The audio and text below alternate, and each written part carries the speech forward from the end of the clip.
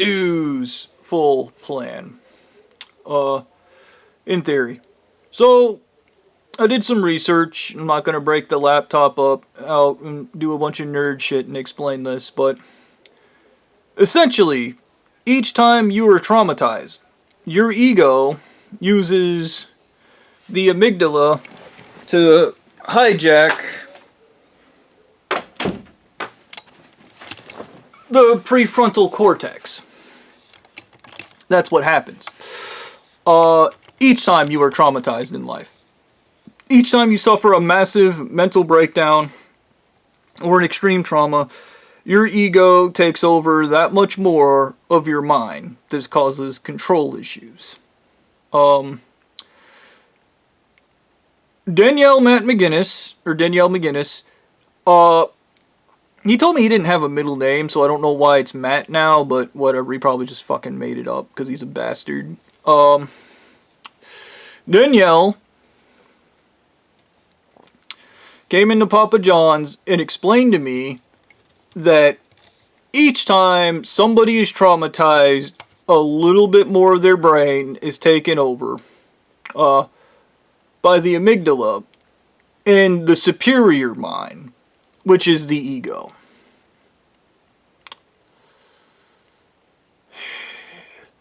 So, the idea down here, because traumatized individuals, when forced to face their trauma, that trauma grows. So the idea down here was by forcing me to face my trauma again and again by myself, eventually my ego, with its control issues, would peak and my brain would become 1,000,000% ego, just like Danielle McGinnis and Stu and every other faggot in this church, with control issues, who are extremely mentally ill and probably should never be allowed around normal human beings. That was the plan. So Stu got ahead of that and hypnotized my ego into being a coward. Into thinking it needed to protect me. That was also with all the eugenic shit that he did that made me a coward genetically, too. Yeah. And I want to just briefly talk about the psychology community real quick.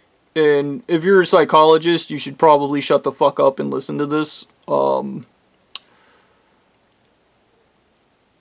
People with PTSD are not allowed to continue military service because they're considered too damaged to function. And I understand that now because I am too damaged to function properly, but don't worry, I found a workaround.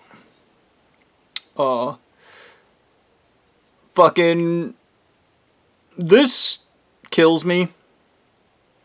It really does. It fucking kills me. Because the idea was to slam me repeatedly into trauma until my ego completely took over, which Stu hypnotized my ego to be one of inaction and be useless. So therefore, I was just going to do nothing the entire time, and it was all pre-programmed by fucking hypnosis. This is followed by Danielle explaining to me he needed to defend the Ubermensch, which is why I was screaming about this is my miracle and I'll ruin it if I want to, because I was once again hypnotized into saying that, and one of the Carl Jung videos had a trigger for it. I guess in life you might need courage, but if you don't have courage for everything else, there's kava.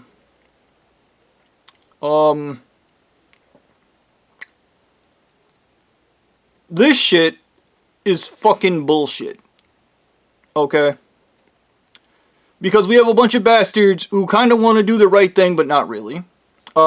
They have to virtue signal and pretend to be the good guys in everything, and then they have to make the bad guy look like the good guy look like the bad guy by crippling them, and then going, oh, you see, he's just a coward! When, no.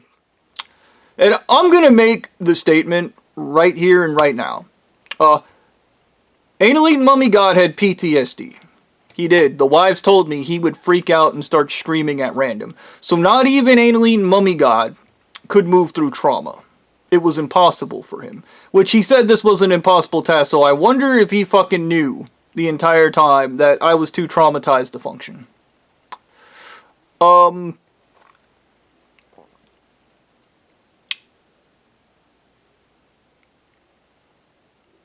Yeah.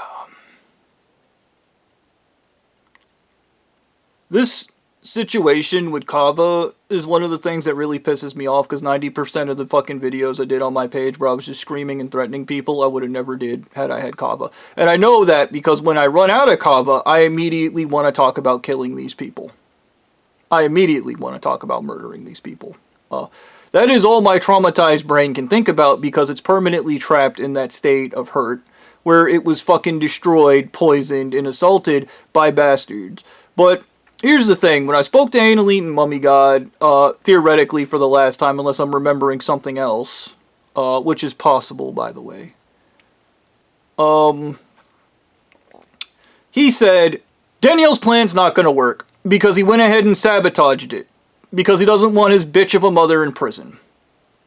And he doesn't want a couple other people who are wealthy, rich individuals in prison. He wants to defend them. So he deliberately came to Georgia and crippled me psychologically. And this is the thing. Each time they hypnotize you, they poison you with, you guessed it, more heavy metals, so you're even more fucked up than the last time. And this is what happened with the Belly Girl. I was perfectly brave right up until I was poisoned with heavy metals and given fear and anxiety, and then I broke down. Because that's what happens when you do that to people. And once again, if you took one of these stupid fucking church leaders and just forced them to drink tetralead, they would eventually fall over dead. They wouldn't be a super ubermensch, they would be fucking retarded and dead. But they have no problem doing it to other people because they're bastards. Okay. And if you support the church, congratulations, you're a bastard supporter. You should be thrilled to death about the destruction you wreak.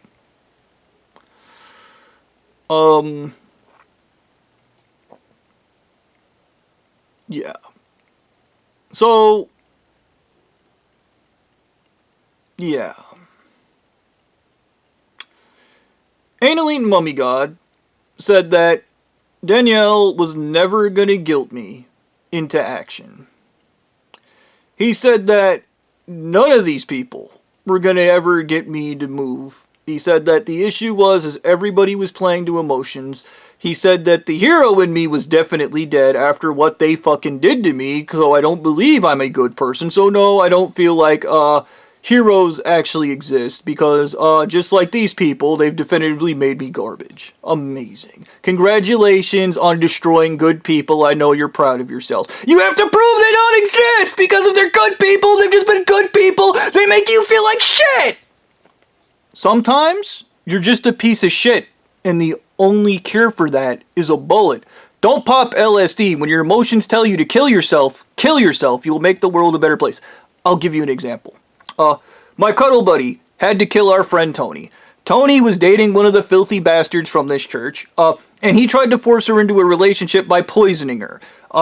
And then he was like, we have eternal marriage, and you can't escape it, so now you have to be stuck with me, to which she filed for divorce and explained that that bastard poisoned her, and every member of their church is fucking disgusting, because they all do this. She said that his father, his sister, everybody from the church, including my cuddle buddy, all lied to her about being poisoned till she was retarded. Because as we know, when you love a woman, you poison her until she gets Alzheimer's.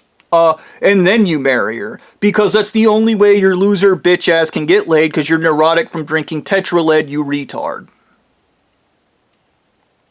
The woman can see that I'm neurotic and weird and have control issues, and my ego's been turned up to 200% from trauma. I can't function without my LSD. I'm normal now. And now I know I have to poison her.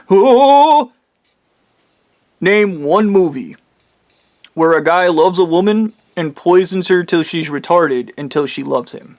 Name one movie and then explain to me how that's romantic. Because anybody else would tell you that's perverse. Anyways, she said that every member of this church was bastards. I repeated this to Witchy Poo, who very kindly reported it to Stu. And Stu made my cuddle buddy kill Tony. And then my cuddle buddy was like, I feel like shit, I feel so horrible, I'm an awful person, which I didn't know what she had done. I didn't know she had murdered our friend Tony. And she went on a thing talking about how Stu, or her church leader, she didn't say Stu, her church leader had her under the threat of death and she had to murder Tony because Tony said words Stu didn't like and Stu's super sensitive and should probably be locked in a cell the rest of his life. But she went on an entire rant talking about how Stu was basically a piece of shit. And then basically told me never to repeat that to anybody, which I repeated that to many people. She just called me a liar. And then she was explaining to Stu that I lie about everything, which is what they do. They just go, that guy's a liar, when the filthy, disgusting bastard that's lying to you is sitting right beside you. Now, so my point about this is at one point, my cuddle buddy broke down. She had a complete mental freak out when we were out, and I brought up Tony. And I didn't know Tony was dead at the time, but my cuddle buddy knew Tony was dead at the time. And I was like, man, I haven't seen Tony since high school. And then she flipped the fuck out and started screaming, she's not a bad person, she's not a bad person. And whatever I do, don't kill her because it won't change the fact that Tony's dead. It won't change the fact that Tony's dead. And you can use this logic with anybody these people have murdered. The Belly Girl, for example. Killing Stu won't change the fact that the Belly Girl's dead. Killing Stu won't change the fact that Rachel Johnson's brother's dead. Killing Stu won't change the fact that Rain is dead. Okay? Killing Stu won't change... Well, caveat. Killing you will stop you from reporting to the church to kill other people. So yes, killing Stu will not resurrect these people, but killing Stu will stop other people from being dead. Problem solved. Full circle. Full circle. Full circle. So if you're ever a member of this church and you go, killing me isn't going to bring back your kid, think of it more like this. Killing you will stop other kids from getting killed. Other people from losing their daughter, wives, children, innocent people who said words your bitch-ass church leader didn't like. Because he's super sensitive and thinks like a woman. And he can't process those emotions because he's moderately retarded on tetralet. It's a fun fact. I remember Stu told me this. He told me one of his favorite things is to show people videos of people he butchered. And he subtly does it. He starts like files on DA or some shit, or PictoChat or Pinterest or whatever, and he uploads pictures of corpses. And then he explained to me that he teaches them a lesson because it scares them. And then I was like, they're just looking at a corpse. Do they actually know you did that? And I was like, Stu, I got a theory for you. You do that because the same thing with rape victims. A lot of people who rape other people were raped themselves, and they want to change the power dynamic. They want to be the raper. That way, they're not the rapee. Okay, this is simple.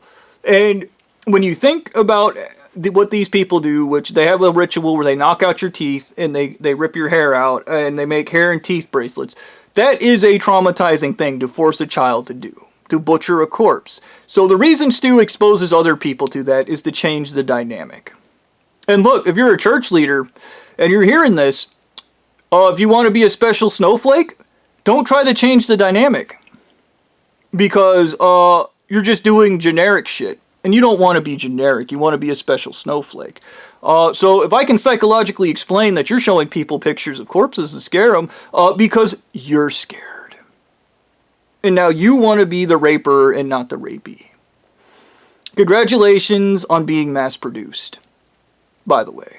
That makes you not an Ubermensch, by the way. That makes you a psychological, easily to understand and quantify person. You're no longer a super complex snowflake, but let's be honest, nobody actually is. Yeah. I hope this video was a lot more coherent for everybody involved in this.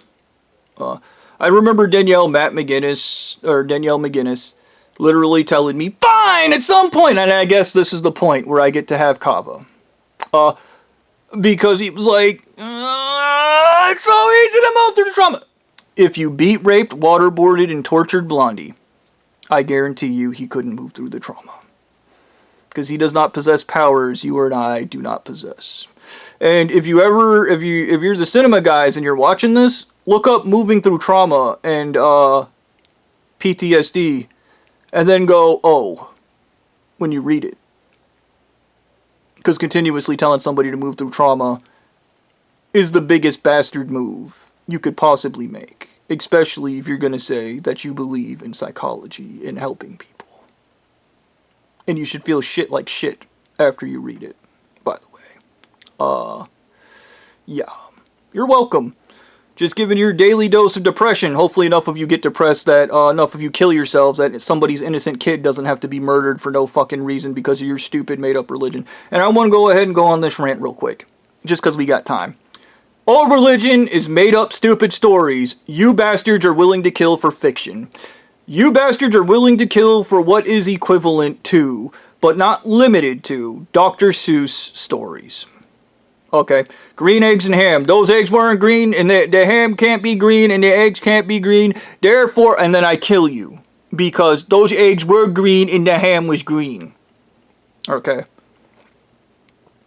And you can call it whatever you want. You're raping kids. That makes you a pedophile by definition. Here's what you do. Radical acceptance. Anal Eating Mummy God told me to journal about it. Why don't you try journaling about it? And then go, oh, it's us that's the disgusting things. Not everybody else on the planet. We're alone.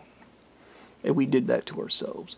It bothers me to no end that Danielle McGinnis fucking, like, whatever, it's the Uberman shit. It's the thing, this is the thing with these people, false confidence. He's told he's superior, and the only way he knows how to be superior and get off on superior is by feeling superior. That's where his confidence comes from. If you take that, false sense of superiority from him, he becomes nothing. And that is exactly what he's afraid to deal with, is being nothing.